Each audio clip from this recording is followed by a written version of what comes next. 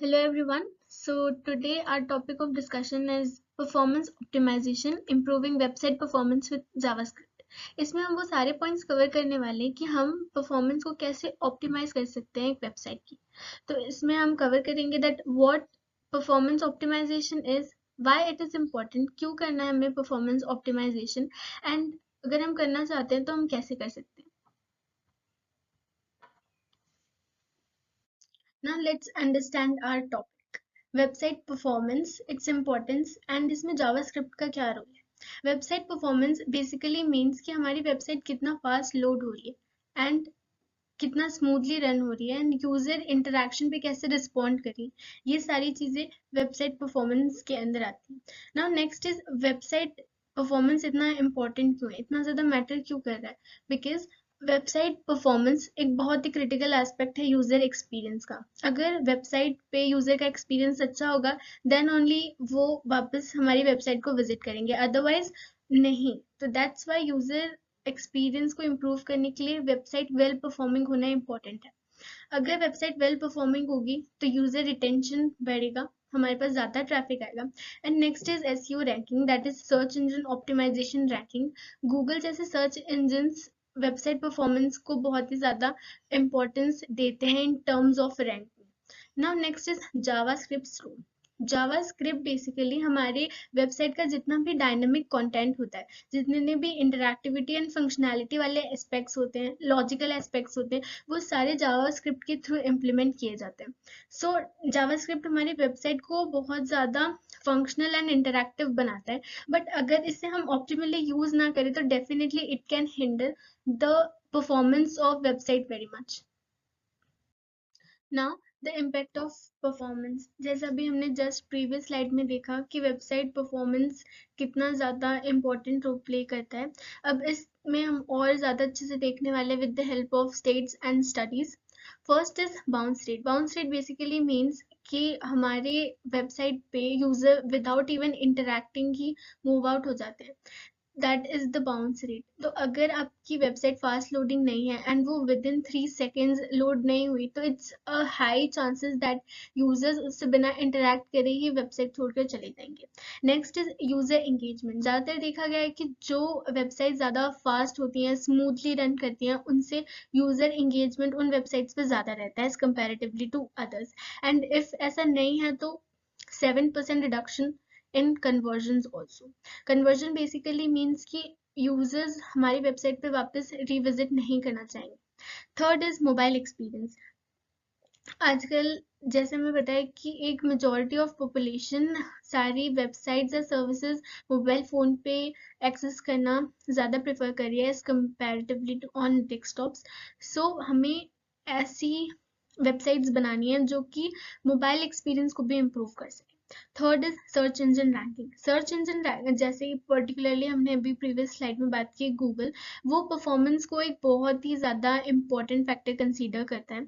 अगर आपकी website well performing होती है तो definitely it has more chances to rank higher than other websites. And faster websites have higher conversion rates, like just we discussed कि अगर हमारी website fast है, स्मूथली रन कर रही है, रिस्पॉन्सिव है, तो यूजर्स वापस रिविजिट करना चाहेंगे हमारी website. Until now, we have seen the importance of well-performing website and how it's impacting. Now we are looking at common performance bottlenecks, मतलब normal problems जो हम encounter करते हैं website performance में। First is render blocking web scripts. Render blocking scripts basically हमारे web page को heavy बना देती हैं, जिसकी वजह से वो प्रॉपरली लोड नहीं हो पाता है। यूजर को थोड़ा टाइम रुकना पड़ता है, जिसकी वजह से यूजर एक्सपीरियंस हिंडर होता है। That's why this is a problem. Now next is large images. जब हम large images, high resolution images अपनी वेबसाइट में इंटीग्रेट करते हैं तो उसकी वजह से भी वेबसाइट हैवी हो जाती है एंड पेज लोड होने में टाइम लगता है। एज हाई रेजोल्यूशन या ओवरसाइट इमेजेस ज़्यादा बैंडविड्थ कंज्यूम करती हैं, उन्हें लोड होने में भी ज़्यादा टाइम लगता है। Next is too many request. जैसे कि हम बहुत सारी script, style sheets and images अपने पेज में इंटीग्रेट कर लेते हैं तो that also affect the loading time of our page, वो भी एक नेगेटिव इम्पैक्ट क्रिएट कर सकता है, बिकॉज हम चाहते हैं कि हमारी वेबसाइट जल्दी रन हो, अच्छे से फास्टली वर्क करे. So these are all the things that are creating problems. अब हम नेक्स्ट स्लाइड्स में देखने वाले हैं कि कैसे हम इन सारी प्रॉब्लम्स को ओवरकम कर सकते हैं. We have just seen that too many requests are also a problem that we are facing. So to overcome this problem, we have a very effective strategy that we call as combine and minify.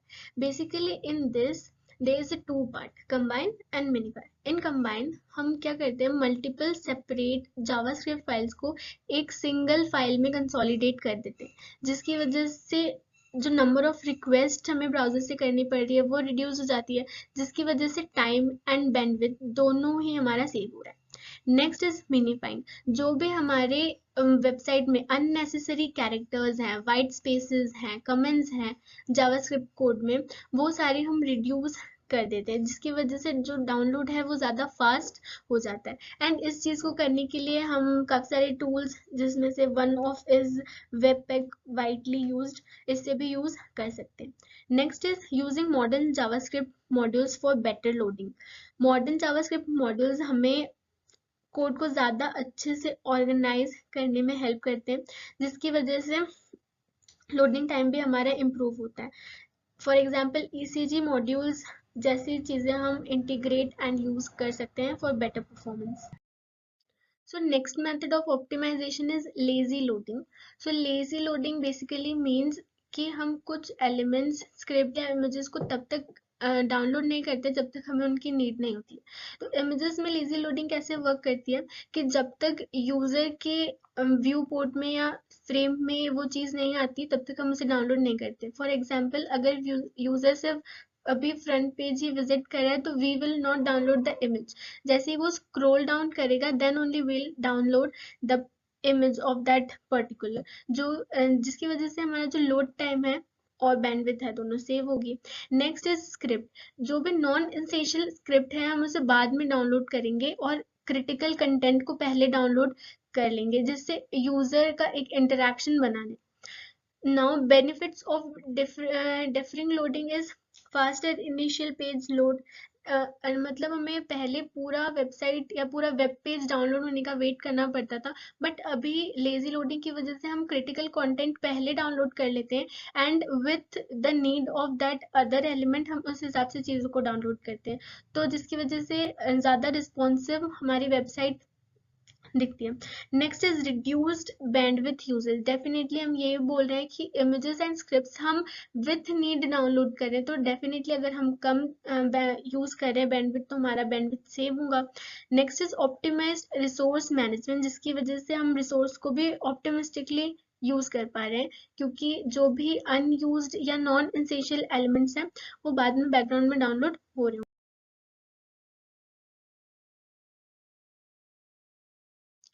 Now next thing we can do for optimization is image optimization. Definitely images जितना हमारी website को interactive and beautiful बनाते हैं उतना ही ज़्यादा वो hinder भी करते हैं हमारी वेबसाइट परफॉर्मेंस को, बिकॉज इमेजेस कंपैरेटिवली लार्ज होती है साइज में एंड वो ज़्यादा बैंडविड्थ कंज्यूम करती है. उसके लिए हम बहुत सारी टेक्निक्स यूज़ कर सकते हैं उस चीज़ को इम्प्रूव करने के लिए. That is compression. हम अपनी इमेजेस को कंप्रेस्ड फॉर्म में अपने वेबसाइट में इंटीग्रेट कर सकते हैं, तो डेफिनेटली जिससे हमारा अननेसेसरी जो बैंडविड्थ यूसेज नहीं होगा.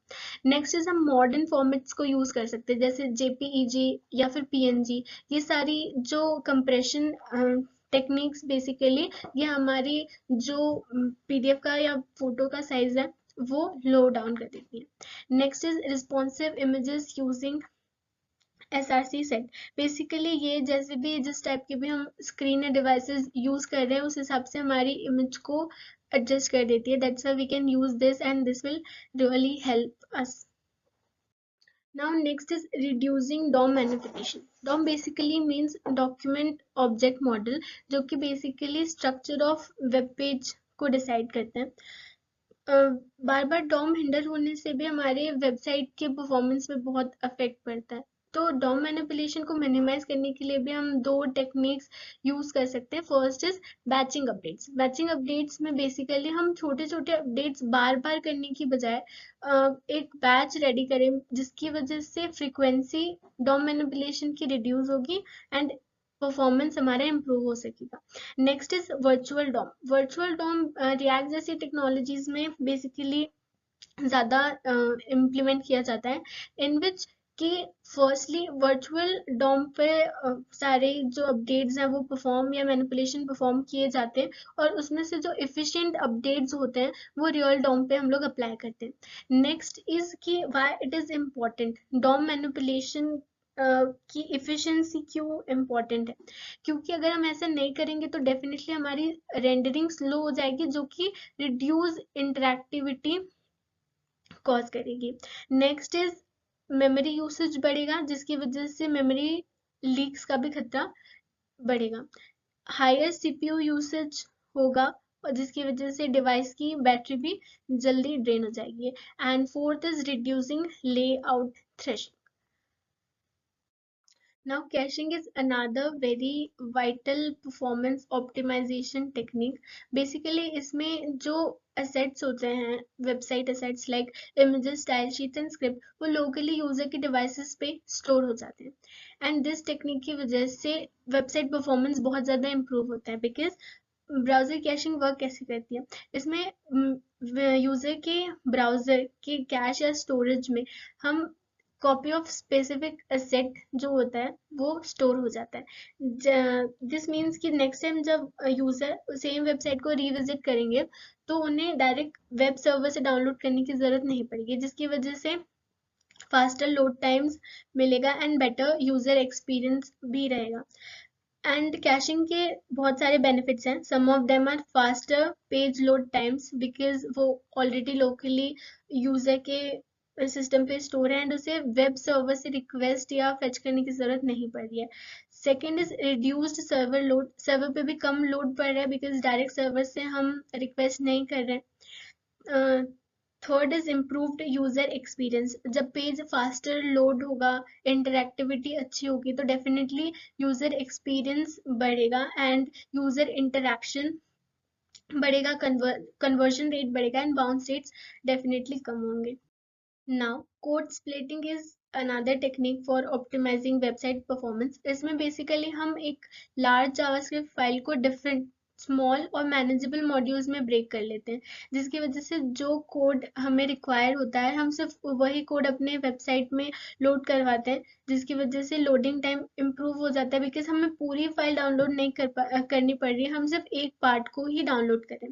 तो कोड स्प्लिटिंग में बेसिकली हर जो छोटा मॉड्यूल होता है, स्मॉलर मॉड्यूल्स होते हैं, वो एक पर्टिकुलर रिस्पॉन्सिबिलिटी या फंक्शनैलिटी परफॉर्म करते हैं, जिसकी वजह से जहां हमें उनकी नीड होती है हम सिर्फ उतना ही रेलेवेंट कंटेंट या रेलेवेंट मॉड्यूल लोड करते हैं।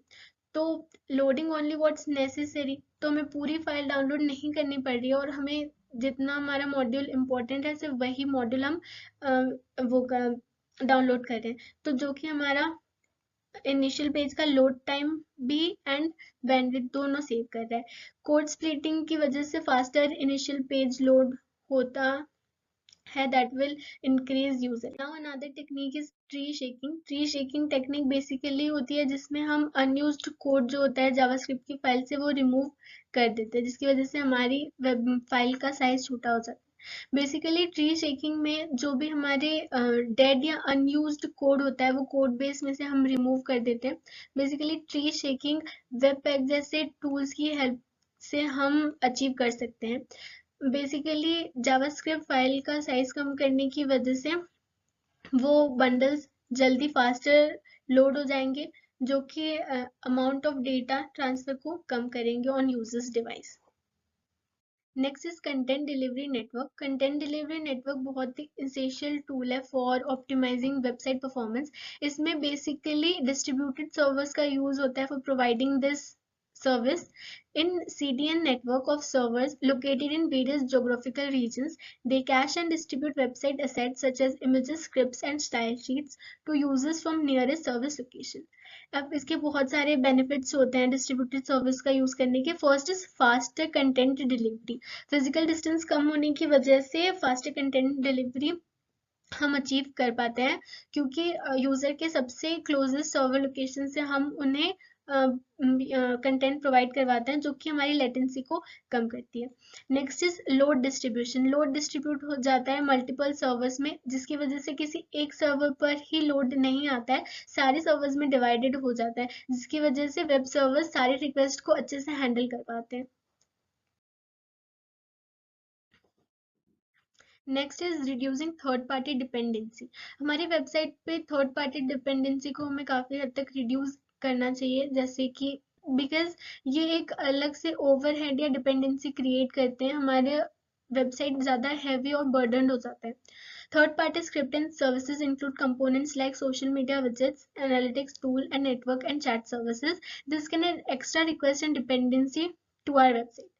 Next is impact on external request and dependency. By reducing third party dependency, you minimize the number of external requests required to load your website. This results in faster loading time and more self-reliant websites. Now, mobile optimization. Mobile optimization is critical aspect of website performance because ensuring that web pages are accessible, responsive, and efficient for users on smartphones and tablets. Ensuring this is very important because we know that a mass population, एक बड़ा number of population सारी services आजकल smartphones पे access करना पसंद कर रहे हैं. दैट्स वाई हमारी वेबसाइट भी उसके अकॉर्डिंग होनी चाहिए कि जब फोन पे भी यूज की जाए तो वो उतनी ही इंटरैक्टिव और अट्रैक्टिव लगे, सो दैट यूजर ज़्यादा टाइम तक हमारी वेबसाइट पे टाइम स्पेंड करें एंड वेबसाइट का ट्रैफिक इंक्रीज हो. फॉर ऑप्टिमाइजिंग वेबसाइट्स हम रिस्पॉन्सिव डिज़ाइन का यूज़ कर सकते हैं, जो different screen sizes and orientation के अकॉर्डिंग सेट हो जाए, वेल ऑर्गेनाइज और रीडेबल हो मोबाइल फोन्स पे भी. Next is minimize content. जितना भी अननेसेसरी एलिमेंट्स एंड कॉन्टेक्ट्स हैं वो हम रिमूव कर सकते हैं, जिससे पेजेस हमारे लाइट वेट हो एंड मोबाइल पे भी फास्ट लोड हो. Second is optimizing image. हमने जैसे कि बात की कि हम इमेजेस को कंप्रेस करके एंड फॉर्मेट्स में चेंज करके यूज कर सकते हैं, that will also effect in faster loading times.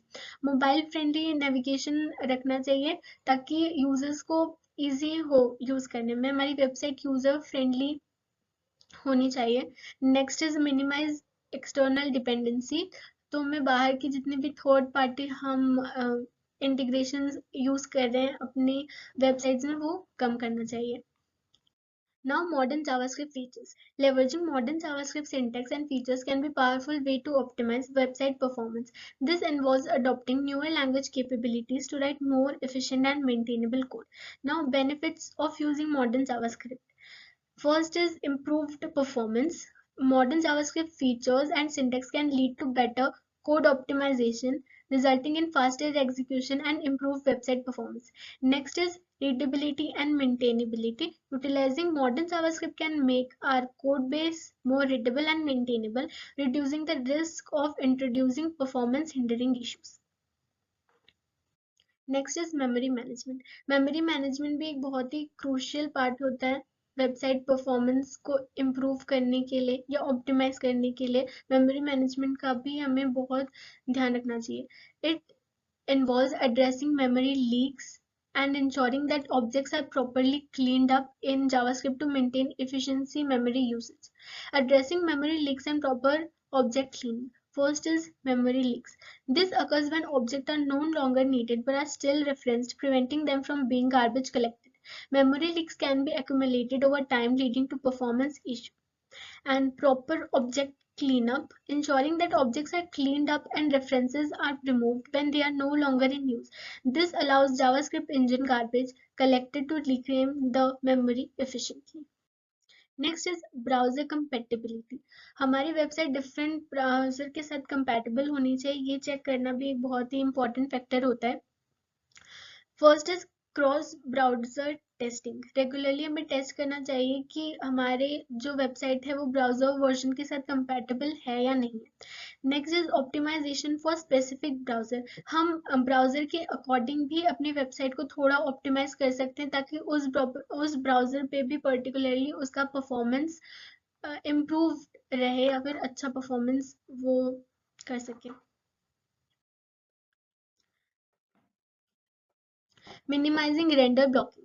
Minimizing render blocking is a strategy to optimize website performance by ensuring that critical resources are loaded promptly. This involved loading essential scripts in the document head and non-critical scripts at the end of the body. Loading critical scripts in the document head. Critical scripts such as those required for rendering the initial page content above the fold element, these are placed in the document head. This ensures that they are loaded early and don't block rendering of the page. Non-critical scripts placed at the end of the body. Non-critical scripts which are used for less essential functionality or features that load after the initial content are placed at the end of the HTML body. This allows critical content to load quickly and non-critical scripts load after the page is displayed.